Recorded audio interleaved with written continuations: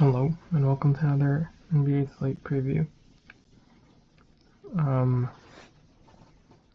Pretty wild injury report today, so try to go over it relatively fast and get out of here. As for yesterday,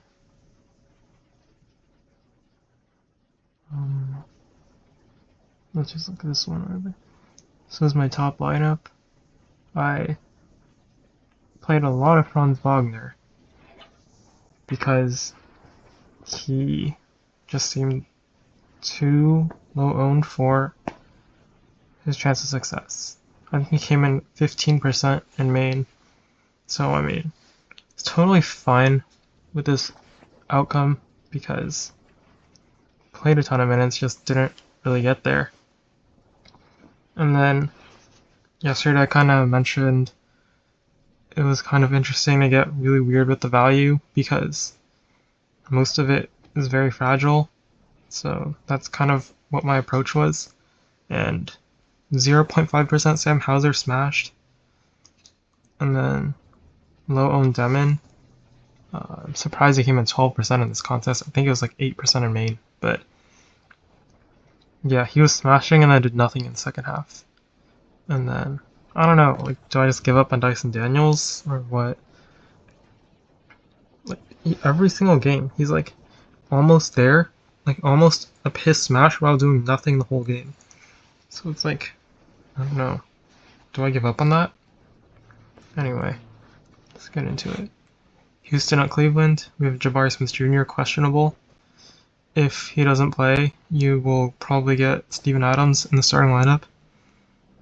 And they'll start Şengün, Durant, Aman, Steven Adams, and Okogie.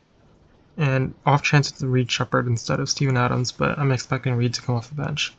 And then you'll get probably like Aaron Holiday dusted off the bench and Clint Capella. But you don't really need to go to the bench because we have a lot of better value in the slate. So for Houston, mainly nothing for me besides a little bit of interest in Alperen Şengün and Amin Thompson if this game stays competitive. So yeah. Cleveland side, Garland out, Strus out, Merrill questionable, Tyson out. If Merrill doesn't play, you'll get one of Lonzo Ball or Craig Porter Jr. or Dean Wade moving into the starting lineup. Probably not Dean Wade though. And you'll get starters of Mitchell Mobley, Allen Hunter, and probably Lonzo. But could also be Craig Porter Jr. And you'll see Craig Porter Jr. get a minutes whip off the bench, but again, not really necessary to go to the bench on this team. And not a great matchup here, so not a lot of interest, except for maybe Evan Mobley, just because of the price point. Charlotte, Indiana. You have Miller out and Man questionable. Man is doubtful. So we'll get starters of Ball, Bridges, Knupel, Kalkbrenner, and Sexton. Or, no, Sion James. And then you'll probably see a little bit of a minute swim for Sexton off the bench with Man out. So I think Sexton is playable. And then I wouldn't really go to LaMelo just because of the limit. But if he comes in and plays 36, like I would still have interest in that. So if there's news that like LaMelo's off the limit, I would like him. And if there's no news at all, I might just take shots anyway, because like it's been 2 games. You could just see him come out and play 36 here. And then I like Ryan Kalkbrenner, Moussa Diabate. The centers have a pretty high ceiling, and I'm not worried about the matchup. On Indy side, you have Nesmith, Jackson topping out. Starters will be Siakam, Nembhard, Mathurin, Walker, and Jackson. That's what we saw last game. The starters will play pretty big minutes. You'll get high 20s for Jackson, and then like low 30s for Jarris and probably Mathurin, because Mathurin coming off the injury, and then you'll get like mid to high 30s for Siakam and Nembhard in a competitive game. I really like Andrew Nembhard. I really like Isaiah Jackson. Jarris Walker is very interesting for tournaments, and so are Mathurin and Pascal, not getting to the bench.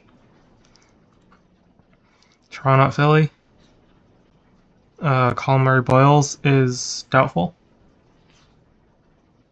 Yeah, so you'll get starters of Barnes, Ingram, Barrett, quickly Pirtle, and yeah, Pirtle looks really good at this price. 32 minutes last game, so I have a lot of interest in Pirtle. Quickly's priced up, can't really get there. Yeah, and then I like the ceiling on Scotty Barnes and Brandon Ingram. And then off the bench, I'll get more secure minutes for Mamukashvili. I'm fine with going there for tournaments if you want, but it's not that easy to get there. And then for Philly, Embiid out, Paul George out, Kelly Oubre out. So you'll probably get starters of Maxey, Drummond, Grimes, Edgecombe, and Barlow. I like all three of the guards and Andre Drummond. Not afraid of this matchup at all. And these guards should just play big minutes. 36 for Grimes off the bench. And Grimes started the second half. 37 for Edgecombe. 41 for Maxey. I have interest in all three of these guards. I like the ceiling on all of them. They're going to play a ton. They're going to dominate usage. They're going to do all the ball handling. And yeah, I like all three of them. Now for the big one. Golden State at Miami. Curry out, Butler out, Green out, Kuminga out, Horford out, Hield questionable. And let me check the injury report for who's available.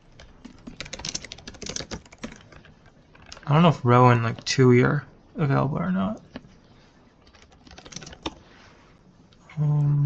Looks like they are.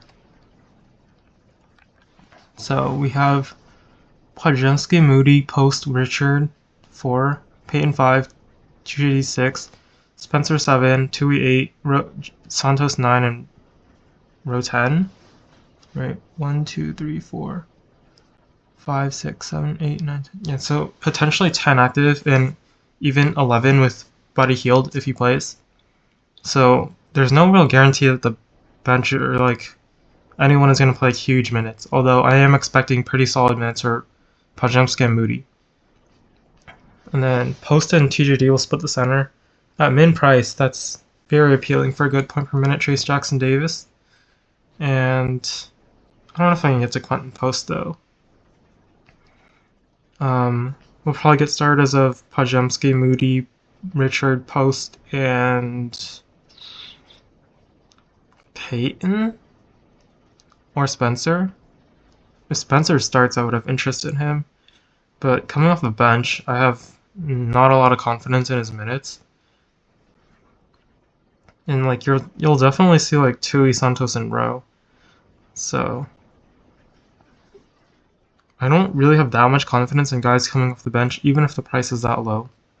Besides like the group of TJD, Spencer, Santos, who should still have like at least high teens minutes to low 20s. I don't think Peyton's gonna play very much. He's not in play for me. And then if Hield plays, like I think he would stand out as a great play. He'll do a little bit more ball handling. He'll just chuck the ball. He'll be the 5th starter if he's in as well. So I would have a lot of interest in Buddy Hield if he plays. And then I have a lot of interest in Podziemski, Moody, and Will Richard, and TJD off the bench. It's a good matchup in Miami too.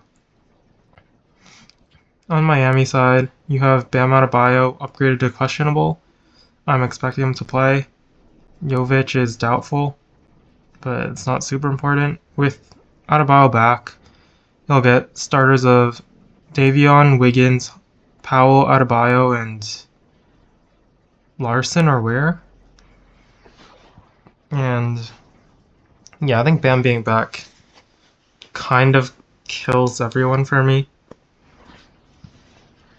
Yeah, Bam himself would be fine if he's on a limit, but I don't expect him to be full go, and this game has massive blowout risk, so just a pass for me. Washington at Minnesota. We just got Alex Sarr out, so Bagley should start at the center. He looks great. Vukcevic should back up the center. He looks great. Both at mid price. There is smash plays. And then this entire team is priced down, man, with no Sarr. Keyshawn George, 5'9".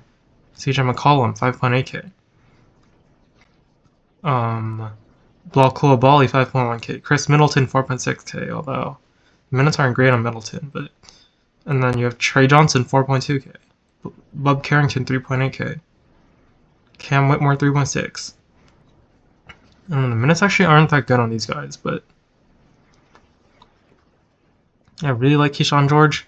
I like Bullock Coulibaly. And I have some interest in CJ McCollum. And these two centers are really good in Bagley and Vucevic. On Minnesota side, I have no confidence that this game is going to remain competitive, but yeah, no Jaden McDaniels and no Terrence Shannon Jr.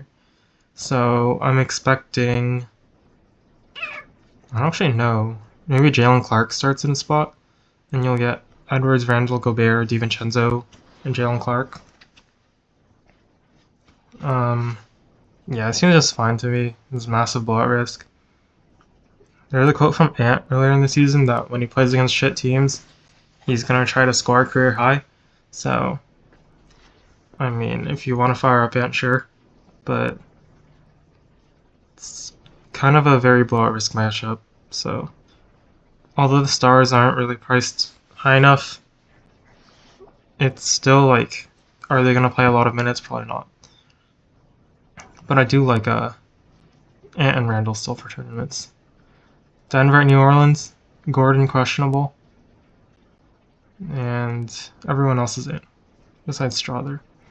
So, I mean, there's a ton of value here, and there's a ton of good centers, but if he's going to be low owned, Nikola Jokic, man. I have a lot of interest if he's not going to be owned. And then, the issue is, like, this matchup is, well, not the matchup, but is this game going to stay competitive against like the worst team in the NBA, the New Orleans Pelicans? Like, will we even see Nikola Jokic play in the fourth quarter? That's like the main concern about him, right? So I like Jokic, but the game has to stay competitive for him to hit a ceiling, and I don't think the chance of that is incredibly high. And then on New Orleans side, Zion questionable, Bay questionable. We might actually see Zion play here, which would make me a little more confident in the game staying competitive, but like not really. And yeah, not a lot of interest on this team. Besides like Derek Queen, but the center's so good on the slate that I don't even know if you need to go there. Sacramento at OKC, no Sabonis, no Keegan. You'll get starters of Westbrook, DeRozan, Levine, like Schroeder and some center, like Eubanks or like a Chua or something. Yeah, it seems very disgusting. Not a good matchup. Kind of like the price point of Malik Monk, but yeah, it's not for me. And then OKC. J-Dub stays out and Wiggins out. So we'll get starters of Shea, Holmgren, Hardenstein, AJ, and Dort. Or like Kaysen and Dort, not AJ, sorry. So, yeah, not a lot of interest here either. It's because of blowout risk. But if this game seems competitive, like the prices on SGA and chat are just way too low, just have no confidence in Sacramento keeping it competitive. But I don't mind the approach of like stacking an SGA with a Zach LaVine or something and hoping Sacramento can push OKC, because that price point is way too cheap for Shea. It's priced for him to play 29 minutes. So if you get the game where Shea plays 35 minutes and smashes, then like he's gonna look really good. So, well, it's not priced for 29 minutes, but it's priced for like low 30s, whereas he would play more than low 30s in a competitive game. Yeah, you know. But yeah, that's it. Good luck, and yeah.